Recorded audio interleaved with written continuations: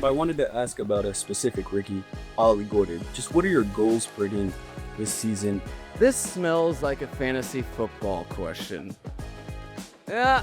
I may or may not have drafted him. Well, yeah, dude, I can appreciate your creative nature. And, I think as I'm employed by the National Football League. So, I'm not against fantasy football, and I don't mean to, I apologize to anybody out there who I'm not helping their team. But, I know he'll have 0 plays or all the plays, 0 yards or all the yards, or somewhere in between. Fantasy Football Happy Hour with Matthew Berry. Welcome to the Fantasy Football Happy Hour. Tough Mets loss yesterday to Detroit, so Connor Rogers is not here, but I'm Jay Croucher, Lawrence Jackson, and then a man standing on top of his ankles in Philadelphia, Matthew Berry, on the field of the Link. How is it out there, Matthew? It's lovely, actually. It's warm, it's hot. You can see the sun in my eyes. There are copters going around. They just mowed the grass. It is all set up for the Eagles and Cowboys to get going later tonight. Of course, Football Night in America kicks everything off earlier, an hour before the game on NBC and Peacock. Of course, I'm a company man. But you know what today is, Jay Croucher and Lawrence Jackson? Today is game day. Today is game day, baby. They're going to play football on this field behind me in just a few short hours. So you know what? Football fans, we drink for free today. We've made it, baby. We're here. Everyone drinks for free if you're a football fan, because today the season starts. Let's freaking go. Shout out to the football fans. We are you and you are us. We all love it. NFL is back today, of course, on NBC Sports, Jay. Indeed. And love-hate week 1 to kick us off, leading into Dallas, Philadelphia. We're going to start off with the running backs, and who better to hear from than Kyle Shanahan, giving us an update on Christian McCaffrey's health heading into week 1. Just having a player like him, to be the offensive MVP 1 year and then really miss the whole next year, it was really tough on him and tough on us. And I knew Christian was back just once he told me he was healthy.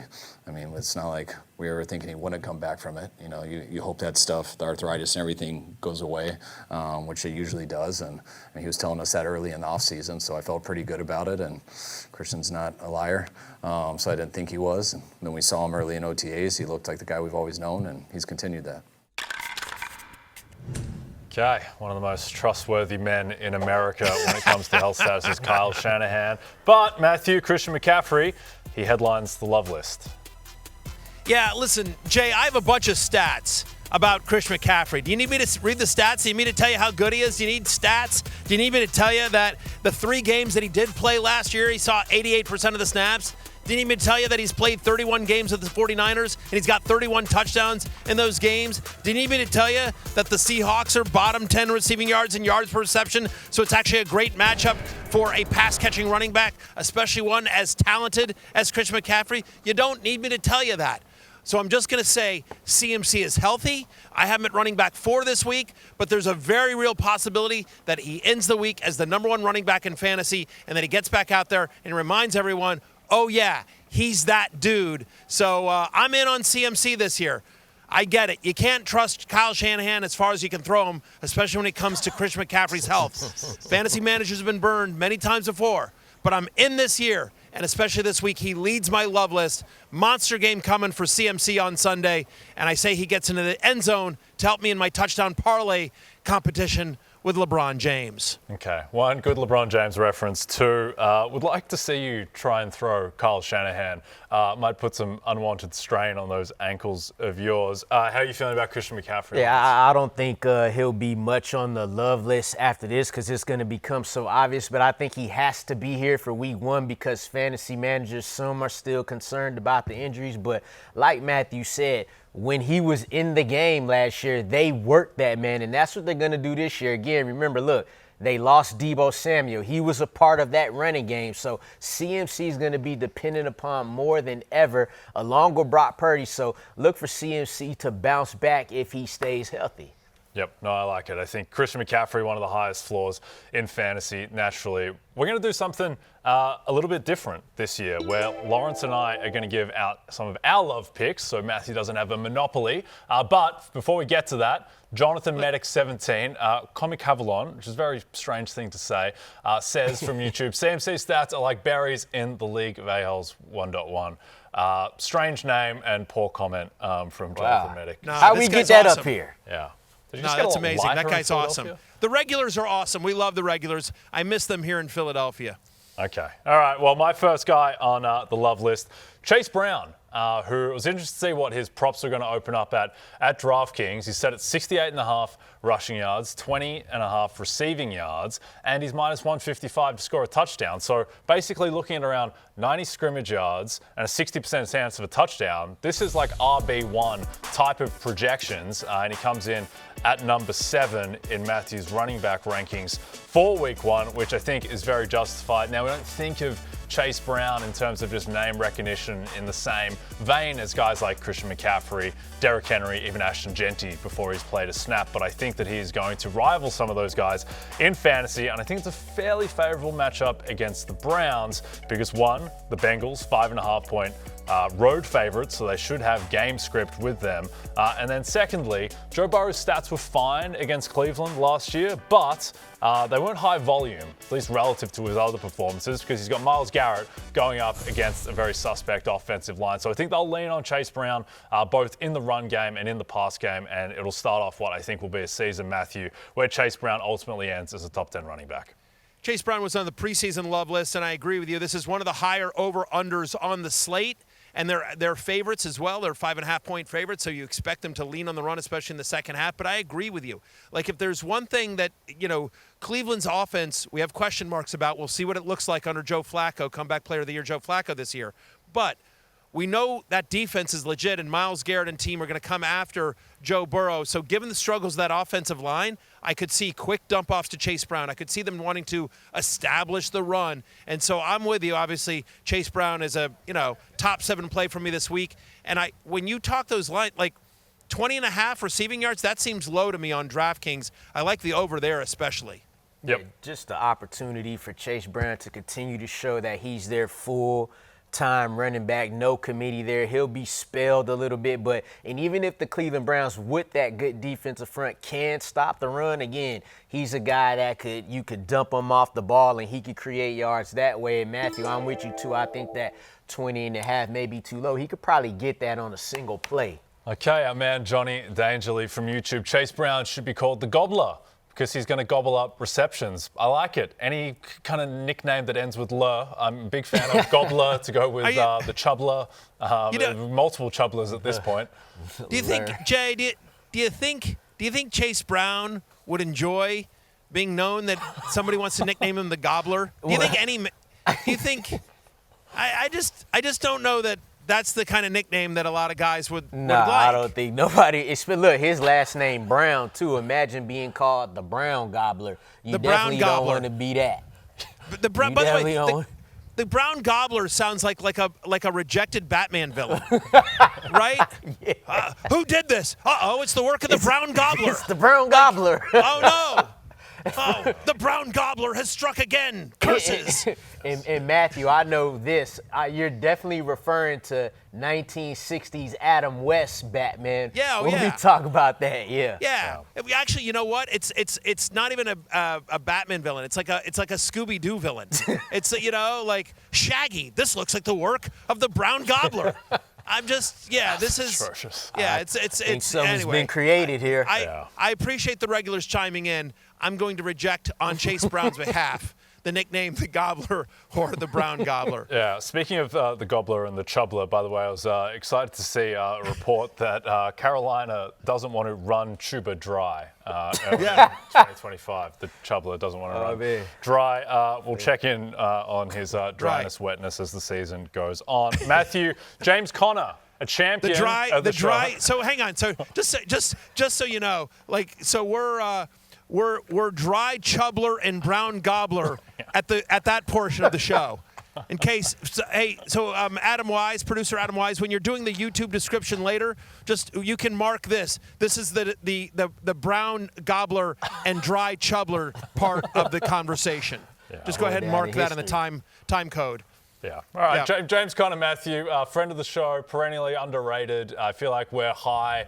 As a team consensus, we think that James Conner is going to outperform ADP every year, and now coming in as almost a 7-point favorite in New Orleans, he should have game script on his side. Not only game script on his side, but matchup on his side. Last year, no team in the NFL, Jay, no team in the NFL gave up more rushing touchdowns than the New Orleans Saints, than your New Orleans Saints. Who dat? Seriously, who dat? Who dat gonna stop James Conner when he gets the ball in close? Because last year, James Conner saw 76%. You heard me, 76% of the Cardinals' goal-to-go rushing attempts. That was the 6th highest rate among running backs in the NFL. When they get in close, they like to run. They like to run with James Conner, and they're going to be successful against your New Orleans Saints, especially, as you mentioned, as a big, almost a touchdown favorite here against the Saints. Yeah, it could be tough sledding for my Saints in week 1. Don't love the matchup with Arizona. Lawrence, let's go to my former team, the New York Giants, who actually became my team again. Yeah, because they're still your team. Yeah, I also actually, just before we got on air, I literally did place a wager on the New York Giants to make the playoffs at plus 600, which is not saying they're going to win the division, just make the playoffs, Matthew, at plus 600 on the back of that defense. And potentially with a little help from their running back, Tyrone Tracy. Yeah, Tyrone Tracy here. When you talk about him just having that lead role in the Giants' offensive backfield, now the Giants' offensive line leaves a little bit to be desired. We still have to see what's going on there, but he'll have the opportunity against a Commanders defense that was bottom half in run defense last year. Now, look, they added Von Miller, they added Javon Kinlaw, but how much we have to see how much that helps in the run game. Like, is Javon Kinlaw better than Jonathan Allen? I don't think so. So you look at their last 3 games in the playoffs. Now, Tyrone Tracy isn't Bucky Irvin or Saquon Barkley or Gibbs, but in those 3 playoff games, they allowed an average of 100 rushing yards per game to the opposing team's leading running back. So Tyrone Tracy, based on his usage in the preseason, he's going to have some opportunities here against this Commanders defense. Yep, Matthew, the Giants as well, inching towards being only 5.5-point dogs against your Commanders. So nervous? Game script isn't going to be so cruel. No, I don't think so. Their defense is going to keep them in it. I'm a little nervous, right? And again, the offensive line with Washington, we'll wait to see how good that is. It's a little bit banged up. So I do think Tyrone Tracy, to your point, this is a divisional road game for the Giants. Cam Scatterbo has missed a lot of camp. So what do they want to do? I think there's a chance that Devin Singletary actually gets more run than Scatterbo in this game, just because you're on the road against a tough divisional foe. You're going to want guys that you can trust in the backfield there. And as you mentioned, currently 6-point underdogs. Maybe it moves to 5.5, but they're going to want to keep it close. They're going to want to try to keep Jaden Daniels off the field. How do you do that? You run the ball. You try to control the clock. So Tyrone Tracy, who's such a good pass catcher in the backfield, may not come off the field all that often, even if they do get down by a touchdown or more. I like the call by Lawrence here because I do think Tyrone Tracy gets a pretty nice workload in a matchup that doesn't scare you. Yep. Tyrone Tracy said it. About 13 receiving yards on DraftKings, 12.5 backed over, 58.5 rushing yards.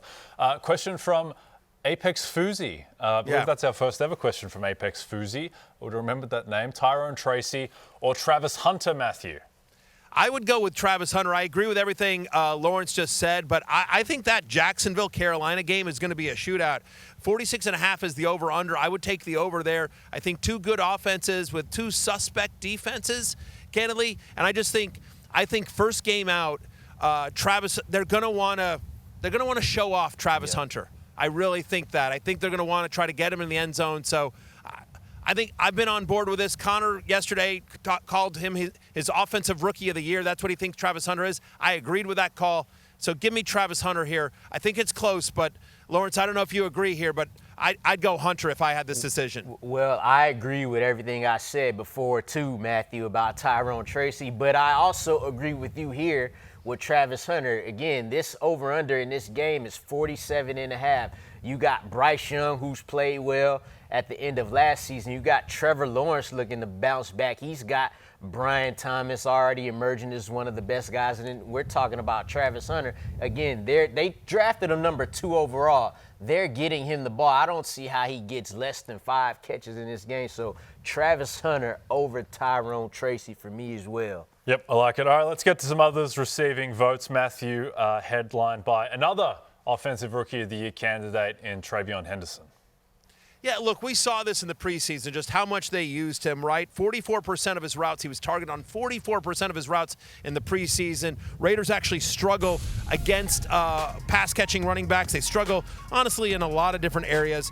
Last year, they were the 5th. They gave up the 5th most running back rushes of 20 or more yards. So we know TreVeyon Henderson has this big play ability. I think Drake Maye, I think the Patriots have a big game against the Las Vegas Raiders. How about Jerome Ford in that Cincinnati game where we expect a lot of back and forth? I think Ford's going to be the lead running back here. Cincinnati allowed the 3rd highest catch rate to running backs last season as well, so Ford's going to be out there on all 3 downs. How about Austin Ekeler facing Tyrone Tracy? For all the talk about Jacory, Crosky-Merritt, and Jeremy McNichols and Chris Rodriguez, Ekeler is the guy that's the best running back and the veteran. So I think early on in the season they lean on him. Giants, by the way, bottom 10 last year in most receptions and receiving yards allowed to running backs. And how about Jordan Mason, right?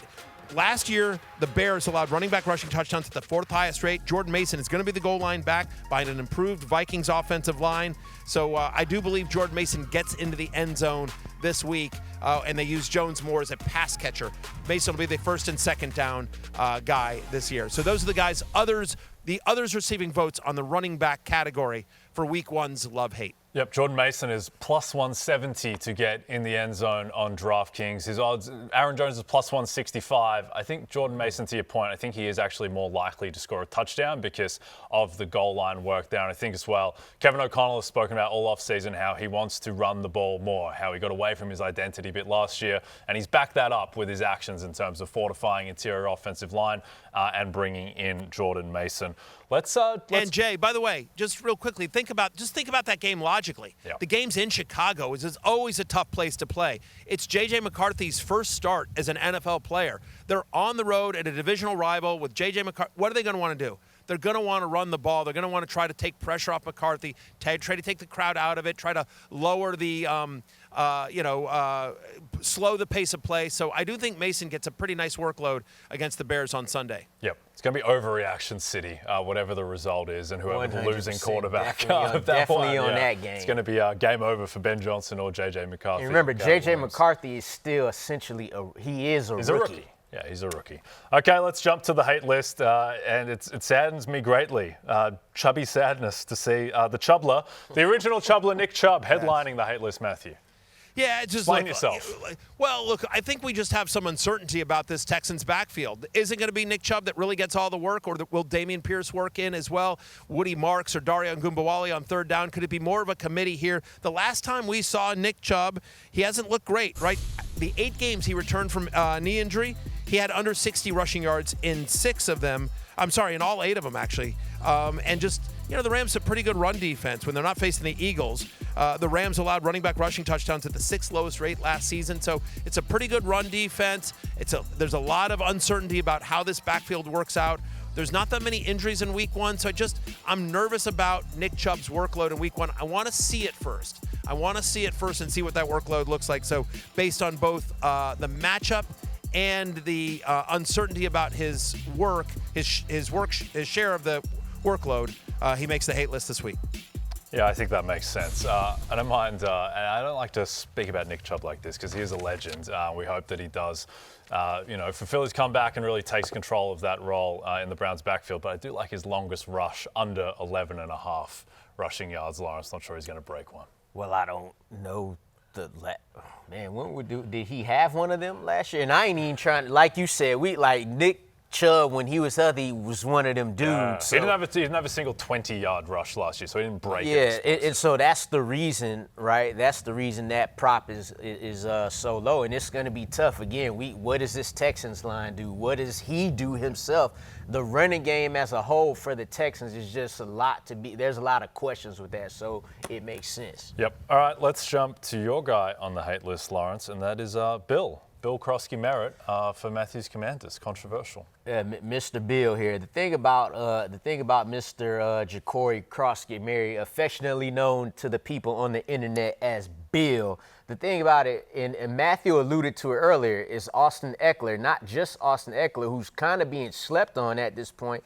You got Chris Rodriguez and even Jeremy McNichols up in there. This is a possible 4-man committee. Now, I don't care about him being listed 4th on the depth chart or anything like that, but he was number 1 on the depth chart only on the internet. You got a guy in Jeremy McNichols who had 15.5% of this team's running back carries last year. So once you muddy out of that first, you got to see what that looks like first.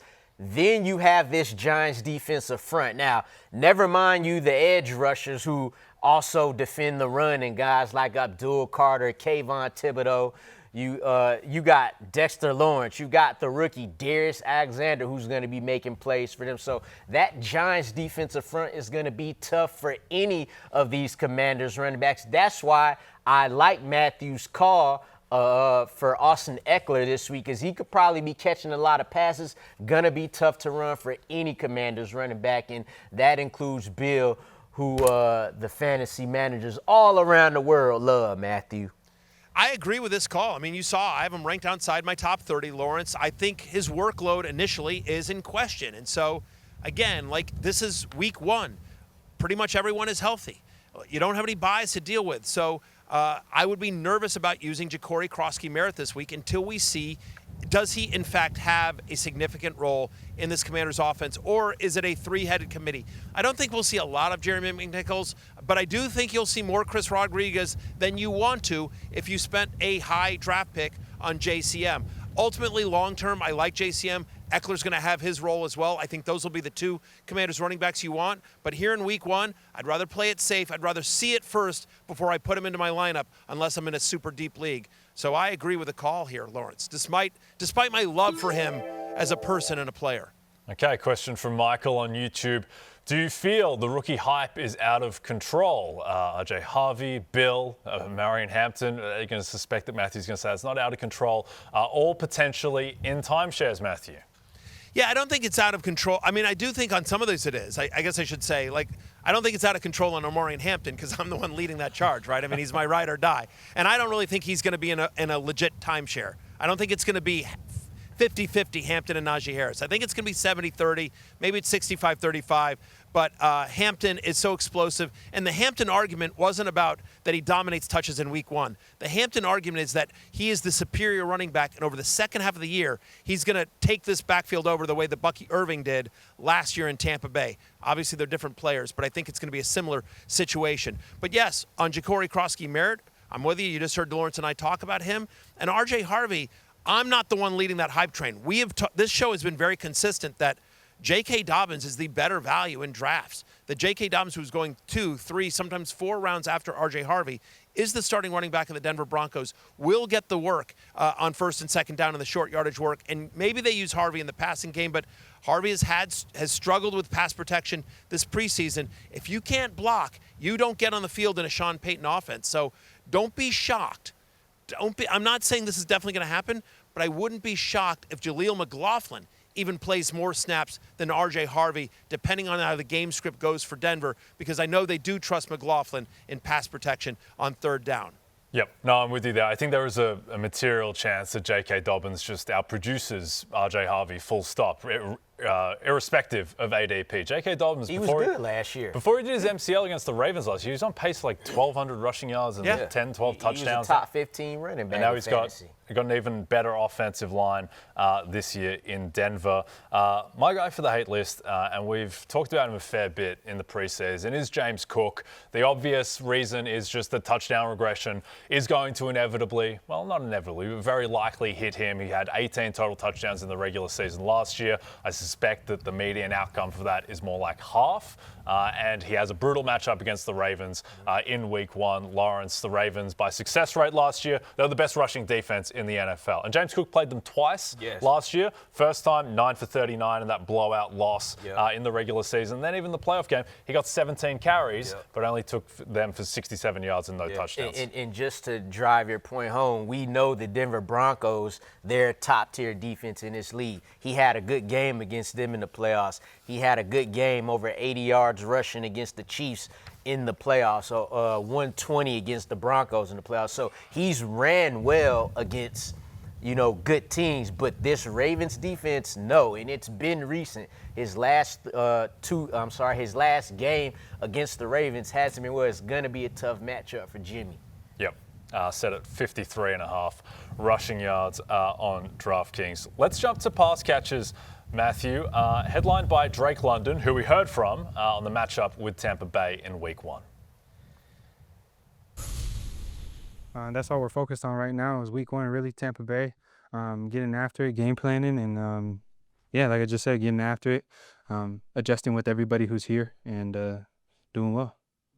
And, they won 4 straight division titles. How are you all seeing the NFC South as we get ready to, get back to football here? Yeah, our goal is to win every game, and they so happen to be one of our rivals right there, our division rivals. So you go over there, handle business, and that's Week 1 knocked off, and that's our goal right now. Okay, Matthew, Kirk Cousins didn't have a great year last year, but he had a great year against the Tampa Bay Buccaneers. The most receptions allowed to wide receivers. Last season, the Bucs allowed 231 receptions to wideouts, and a lot of them were to Atlanta Falcons in those 2 matchups. And Drake London headlines the love list for you. Yeah, I'm as a top 9 play this week. Detective Drake London. Detective Drake London is the guy that should be on the case of the brown guggler. What is it? Guzzler? The brown gobbler. Gobbler. That's it. The brown gobbler. Not guzzler. No, definitely not guzzler. Get a grip, Matthew. Get a grip. Guzzler, similar to Gobbler. But either way, Detective Drake London would solve that case while scoring touchdowns, which is what I think he does against the Tampa Bay Buccaneers. I think this game is a shootout. You mentioned it, Jay. It is a secondary that has struggled last year. I don't know that they improved enough this offseason to be able to stop Detective Drake London, who we like. They put him in the slot. They give him those easy catches. They manufacture, they find ways to get the ball in his hands as well. Think about last year, 3 starts. I know it's a small sample size, but at least a 30% target share in all 3 of Michael Penix's starts last season as well. So, yeah, I think Drake London has a big game in what should be a high-scoring affair between the Buccaneers and the Falcons. He's a top 9 play for me this week. A big game for your Falcons, Lawrence. You're getting the is. Bucs with no Tristan Wirfs, no Chris Godwin. The Falcons are 1.5-point dogs at home, pushing towards 2. You need to win this game if you want to win the division. I think if the Falcons are serious about, taking that next step and contending for the division title, you go get this win. You're not that much of a dog in this game. You should be going out and winning this game. Yep. Okay, my first guy on the love list is Cooper Kupp.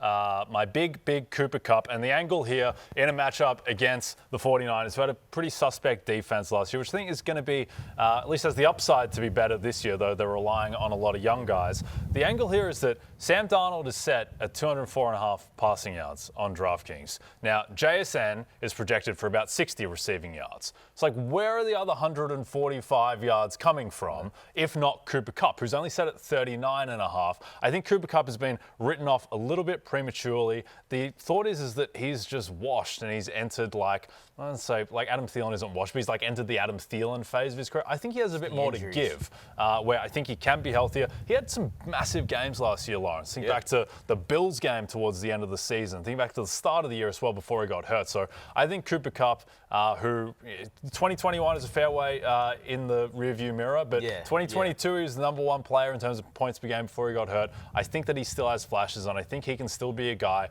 who puts up 55 receiving yards a game. I think the thing with Cooper Kupp leaving the Rams was all about an opportunity to have you kind of upgrade that other wide receiver position with Davante Adams. But Cooper Kupp, his thing will be, can he still get that elite separation that helped him to that 2021 season? His thing's always been injuries these past few years, but if he could still get that, because we know he's not a burner, but he runs his routes to where he could get that separation. If he could create that, he's going to be that reception hog that we're used to.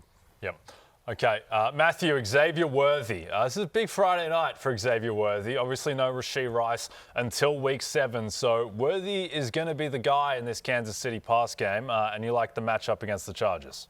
I love the matchup against the Chargers. Last year, no team allowed more touchdowns on deep passes than your Los Angeles Chargers of Anaheim.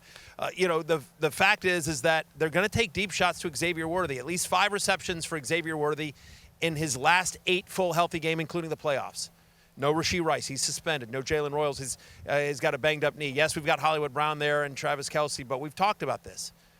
Patrick Mahomes goes scorched earth, and I think it starts on Friday night in Brazil. So I think Xavier Worthy has just a huge game here. Again, he's somebody that gets a big target share. They're going to take deep shots, and that's where the Chargers struggle specifically. So, yeah, give me Xavier Worthy, who this week I have as a top 12 play. I was an wide receiver 1 this week, Jay Croucher. Yeah, it's also little things. Remember last year's game in Brazil between the Eagles and the Packers and just how choppy that field was and how guys just kept on slipping over, safety slipping over. Jaden Reed taking 70-yard touchdowns to the house. Slip on this dude. Yeah, that could work in Xavier Worthy's favor. A guy who used to catch deep touchdown passes for Patrick Mahomes, Lawrence, is Tyreek Hill, who is your guy for the love list. Yeah, I'm going to go. Look, it's week 1.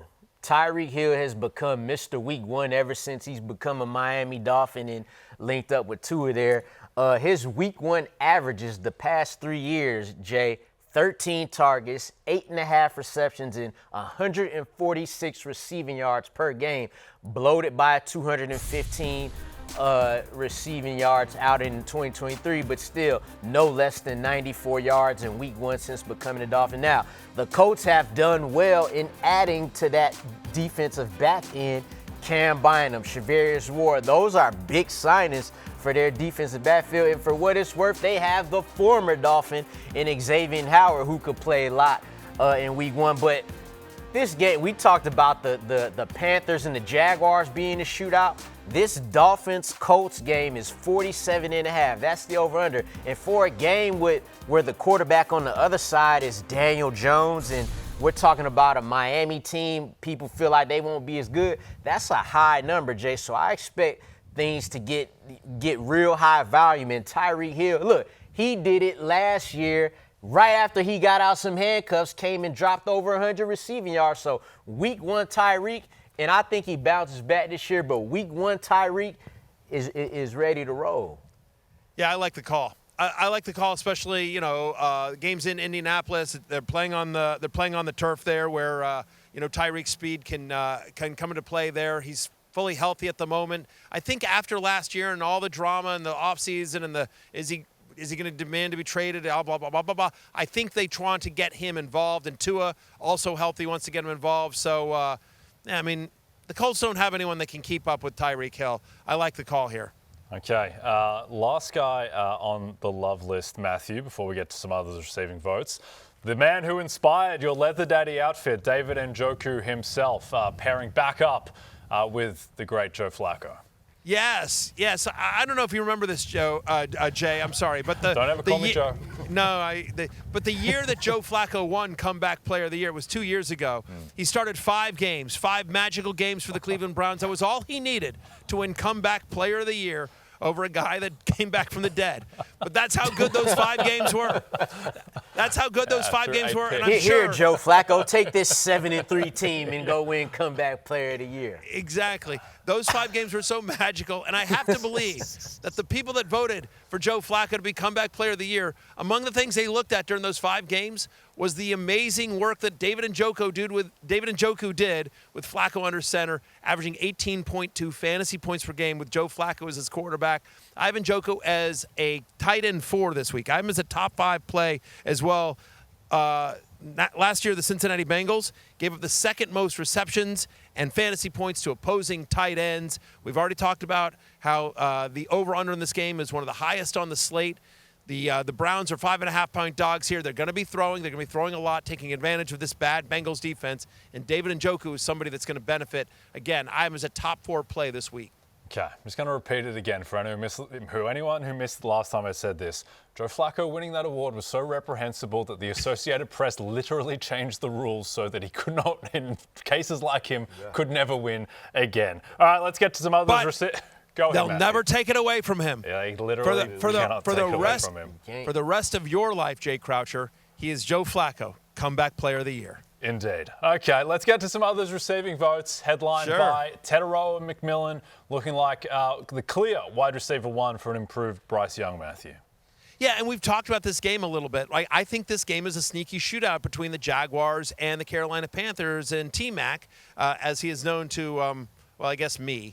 But no, Tetairoa McMillan, right? In the preseason got a 50% target share from Bryce Young. And so the Jaguars, who allowed the 4th most fantasy points to opposing wide receivers last year, should be easy pickings. I have McMillan as a top 20 play this week. How about Emeka Egbuka? We've talked about this Buccaneers game is another game to target as well. Atlanta allowed the most touchdowns to wide receivers last season. No Jalen McMillan, no Chris Godwin. Emeka Egbuka should have a nice game against Lawrence's Birds. How about Matthew Golden against Detroit? Last season, the Lions allowed the 3rd most receptions and yards on deep passes. Now, I know they're a little bit healthier on defense, but Jaden Reed reportedly playing through a Jones fracture. We know Christian Watson's banged up. Matthew Golden, I think, is their number 1 wide receiver from the get-go. They're going to have to throw against the Lions. I think Deebo, I think they get him. I think, first game, Terry McLaurin missed a lot of camp. Does he play a full complement of snaps? We don't know. But Deebo Samuel should get some nice work here against the Giants. Remember that last year the Commanders ran the 2nd most wide receiver screens, and of course Deebo Samuel is just a yards after catch machine. They're going to manufacture touches for Deebo.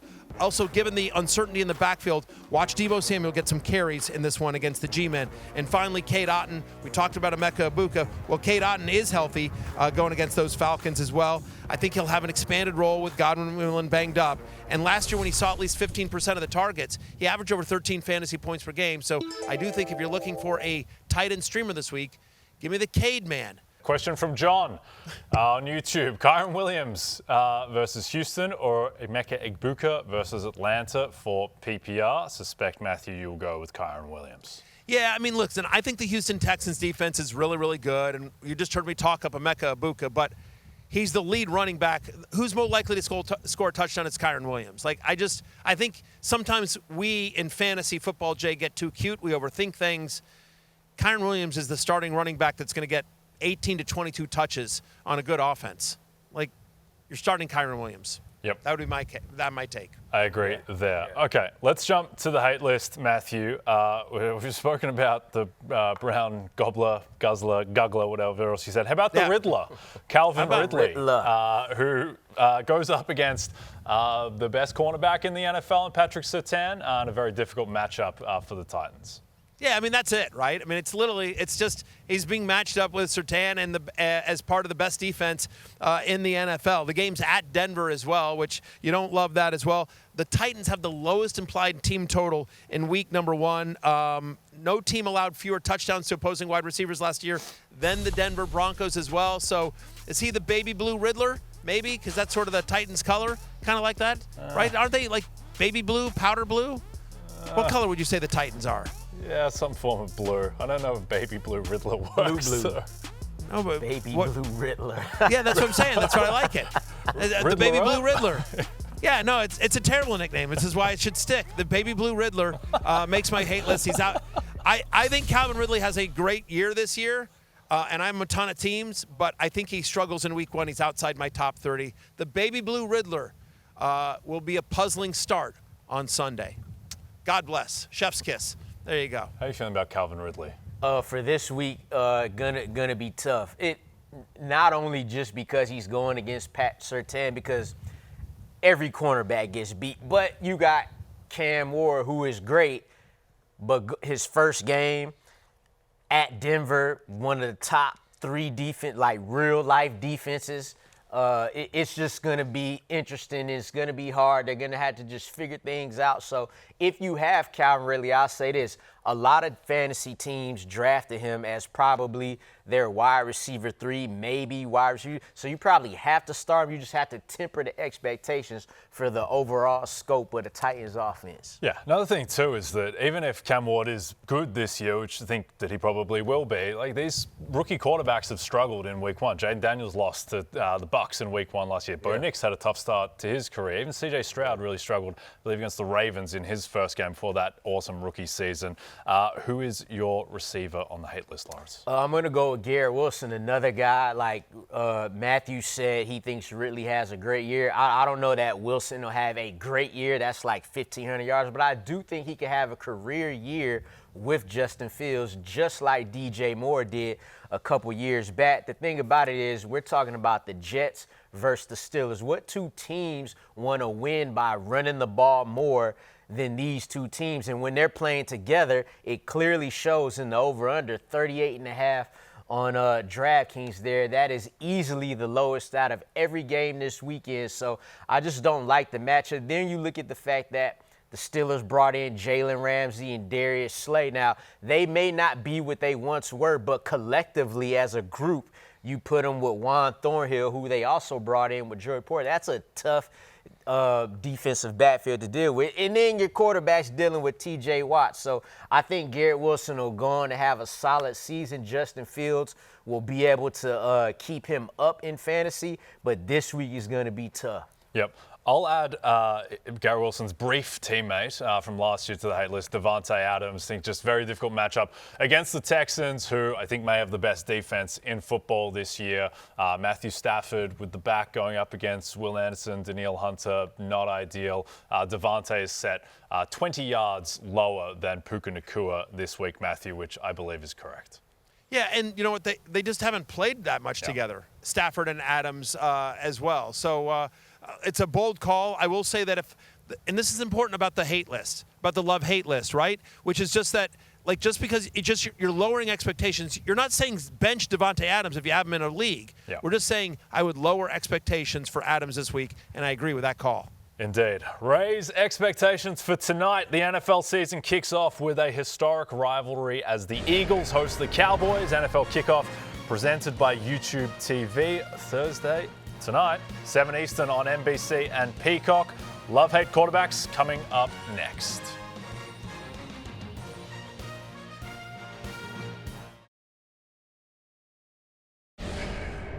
The fact that it's Atlanta in week 1, a team that swept you last year, like how much were you thinking about that over the summer? I mean, to be honest with you, you always, for me at least, always think about the last loss, since that was Washington. Then you hit the reset button and start looking forward to what type of team you have and trying to take it one day at a time. And then, yeah, once you start game planning, it really not thinking about it too much until you start game planning. You can't get ahead of yourself in this league, but yeah, obviously Atlanta got us twice, but nothing carries over, whether it was their wins against us or how good we were on offense. None of that matters. It's a clean slate for everybody. So we're looking forward to opening it up on the road with the divisional opponent, and that's really all that matters, is how do we find a way to win. Okay, the Bake Show, Baker Mayfield, friend of the show, coming off an awesome 41 passing touchdown season. So you look at the most fantasy points allowed to opposing quarterbacks. The Atlanta Falcons were 4th on the list, allowing 20 points per game to opposing QBs. And that is a big reason why Matthew Baker Mayfield headlines the love list for QBs. Well, for sure. We expect, you see there that last year the Falcons allowed 20 points per game to opposing quarterbacks. Well, in the 2 games against the Falcons last year, Baker Mayfield actually exceeded that average. He averaged 22.9 fantasy points per game. He had 6 touchdowns in those 2 games as well. Again, we've talked about this. We expect fantasy points galore. We expect a lot of fireworks in this game between the Falcons and the Buccaneers. 2 really good offenses, 2 defense that aren't awful, but aren't elite, at least at this stage of the season. So Baker Mayfield, to me, I'm at QB6 this week. I think it's a big game. We'll see how well they run the ball, but I think, as we've talked about Evans and Egbuka, Cade, Otton, Baker should have a big game. It's worth noting that they have an implied team total of 24 points. So we're expecting at least 3 touchdowns for Tampa Bay. Yep, no, I'm with you there. Okay, my guy for the love list, Daniel Jones, my third quarterback in the league of assholes for better or worse. I think Daniel Jones has become kind of the poster boy for the discrepancy between real life and fantasy value. It's like, he doesn't have to be a top 12 quarterback in the NFL to provide fantasy value. Like Bo Nix is going as QB7. I think anyone thinks Bo Nix is a top 7 quarterback at the moment. But Daniel Jones, he's one of the few quarterbacks who is set in the market for over 20 rushing yards. And that just adds a lot of value. And I think going up against a Miami secondary that has been just decimated by injury, Daniel Jones has got, I think, the best weapons of his career, the best offensive line of his career, perhaps the best play caller of his career, and Shane Steichen as well. I like the matchup here against Miami Lions. Yeah, it's an opportunity for him. Again, you talk about that 20-yard rushing over-under. He's going to run the ball. Like, that's what he does. Sometimes after the first read, but you talk about that defensive backfield where the only really known name is Minkah Fitzpatrick. They got him back, but Daniel Jones, man, yeah, week 1 at the crib. Yep. All right. Next up on the love list, Matthew, T-Law, which never really accepted as a nickname. But Trevor Lawrence gets a very favorable matchup against one of what we think will be one of the worst defenses in the NFL in Carolina. Yeah, for sure. We've talked about this game a decent amount as well, that I think this has sneaky shootout potential. Last year, the Panthers allowed the second most fantasy points to opposing quarterbacks. They also gave up the highest completion percentage on deep passes. Like, you can throw deep on the Carolina Panthers, and then you think about a team that's got Travis Hunter on one side and Brian Thomas Jr. on the other. They're going to take some deep shots here with Trevor Lawrence. Much like Daniel Jones, Lawrence underrated in terms of the amount that he uses his legs. He'll get you 20 to 30 rushing yards a game as well. So you see it right there. I have Trevor Lawrence as a top 9 play this week. He makes the love list. He's a QB1 for me this week. Give me T-Law. Give me the hair. I'm jealous of his hair. I'm jealous of his legs. I'm happy to have him on a number of fantasy teams this season. Okay, other side of that matchup, Lawrence, Bryce Young, the rejuvenated Bryce Young, coming off a great finish to last year. Yeah, great second half of the season, 20 total touchdowns up against only 8 turnovers in his final 10 games last year. Look, that included games against the Eagles and the Chiefs, and they didn't lose those games because of Bryce Young. They were in the game because of Bryce Young, right? Last year, weeks 10 through 18, he was quarterback 11. So that's a long stretch. That's not just some small sample size. Then you look at the fact they're going up against this Jacksonville Jaguars defense. That's probably why this over-under set at 47.5. Jaguars defense last year, the 4th worst pass defense. Now, they went to correct that problem, and they drafted the best DB in the draft, Travis Hunter. The problem is he's listed on the depth chart as a backup corner, whereas he's a starter on offense. So whenever Travis Hunter is not on that field, the Carolina Panthers are loving it, and they will take advantage of that. Furthermore, he's got Tetairoa and McMillan, so I love Bryce Young this week. Yep, going to be a good fantasy season for Bryce Young. Let's get to the others receiving votes. Matthew, headlined by Drake Maye. People may not realize this, but the Patriots, their win total is 8.5, -1, 10 each side. So the market expects this team is going to be good, and you think Drake Maye is going to be good from the get-go. I think Mike Vrabel's a great coach, and I think Josh McDaniels is a very good offensive coordinator. And what's he going to do? I think he's going to get Drake Maye on the move using his legs. He didn't have a lot of design runs last year, but in the 10 games in which he played at least 75% of the snaps, he averaged 36 rushing yards. Again, that was like very little designed runs. They'll use him even more on that. Last season, the Raiders bottom 5 in terms of most touchdown passes allowed. So I think with an improved supporting cast around him, adding Stephon Diggs, Traven Henderson to the backfield, Kayshon Boutte and Kyle Williams, we'll see what else happens there. But I do think Drake Maye has a big game. So you see it there on your screen. He's my QB 11. And comeback player of the year, Joe Flacco. In 11 starts over the last 2 years, he's averaging over 38 pass attempts per game. Like, he will fling it. He's thrown multiple touchdown passes in 82% of those games. Like, he throws a lot. There'll be a pick or two, but given how bad the defense is for Cincinnati and the fact that they're going to be 5.5-point underdogs, Flacco should throw it, and I think he's a viable streamer this week. Yeah, what's going on in the stadium? You're about to get blown away, ain't you? My hair, it's blowing. It's what Feels little hair I they messing have. up the fresh It's windy cut. here. Feels like Bane is about to blow up the link. Yeah, right. You're okay out Just there, don't Matthew. be Hines Ward running that kick return. Let's quickly race through the hate list. JJ McCarthy, Matthew. Yeah, on the road at Chicago, always a tough place to play, making your first start. We talked about it sort of with Jordan Mason, but last year the Bears gave up touchdown passes at the third lowest rate. I think it's a run-heavy script for the Vikings. Don't love him making his first start at Soldier Field. Okay, and Lawrence, for you, Matthew Stafford with the bad back. Yeah, much of what you said earlier about this Houston Texans defense, that pass rush with Danielle Hunter. Then you got, oh my God, Will I'm drawing a blank. Will Anderson, but the DB, I'm drawing a blank. Derek Stingley, that's going to be tough. But look, Matthew Stafford himself, quarterback 28, weeks 1 through 17 in fantasy points per game last season. So didn't have a great season last year. Going to be tough against the Texans. Yep, I'll put my man Brock Purdy on the hate list, much to my chagrin. The calendar is not yet ticked over to Brocktober, and I think that Brock Purdy will struggle a little bit against Mike McDonald's defense, which famously got really in his head on Christmas a couple of years ago when McDonald was the Ravens DC. I think there's a good chance that the Seahawks are a top 5 defense this year, and Purdy's pass catch is not fully up to speed, perhaps not fully healthy yet either. So I think Brock Purdy's going to have a great year, but a tough week 1 in Seattle on the road. Okay, we're going to hit our last break. Coming up, last call, our best bets for tonight's game in Philadelphia.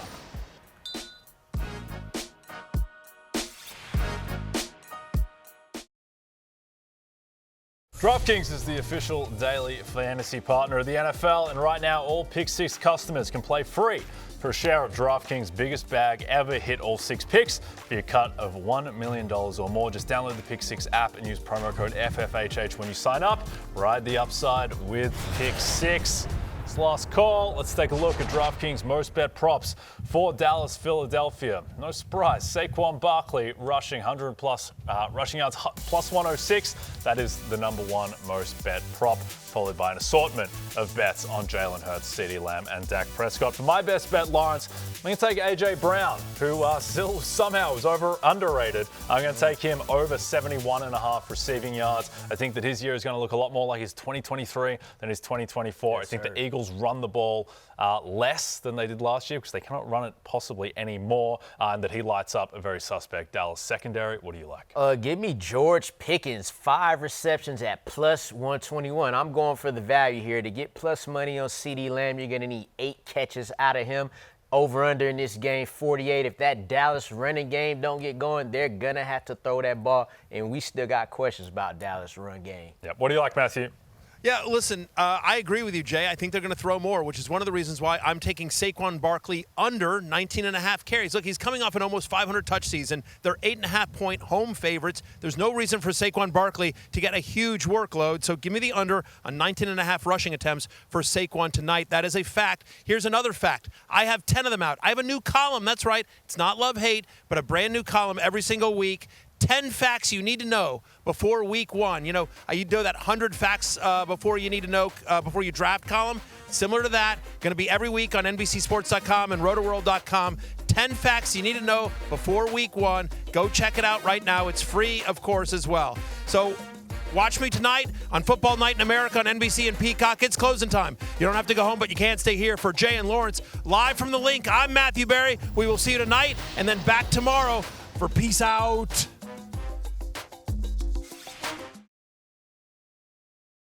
Hey, it's Matthew Berry from NBCSports.com and RotoWorld.com, and I want to thank you so much for watching whatever it is you just watched, or if nothing else, being too lazy to click out of the autoplay after this video started, after whatever it is you actually wanted to watch finished.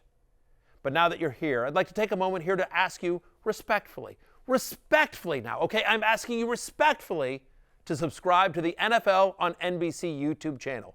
You'll get the latest RotoWorld fantasy news headlines, all sorts of great shows, including my own Fantasy Football Happy Hour. So go subscribe now. Again, I'm asking respectfully.